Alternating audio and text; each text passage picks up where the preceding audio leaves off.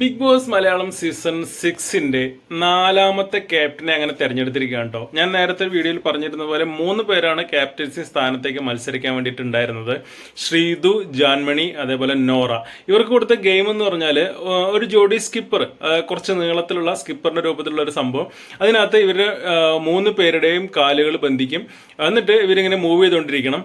ആരാണോ ആ സ്കിപ്പറിൽ നിന്ന് കാല് ഊരിപ്പോവുകയോ അല്ലെങ്കിൽ താഴെ വീഴുകയോ ചെയ്യുന്നത് അവർ പുറത്താവും. അവസാനം അതിനകത്ത് ശേഷിക്കുന്ന ആൾ വിജയിക്കും എന്നുള്ളതാണ് ഗെയിം. ഇതിനകത്ത് നമ്മൾ ബുദ്ധിയും അതേപോലെ ടെക്നിക്കും ഉപയോഗിച്ച് കളിക്കേണ്ട ഒരു ഗെയിമായിരുന്നു. പക്ഷെ ആരും അത് ഉപയോഗിച്ച് കണ്ടില്ല. കുറേ നേരം ഇതിങ്ങനെ മൂവ് ചെയ്യലും മാത്രമായിരുന്നു കണ്ടിരുന്നത്.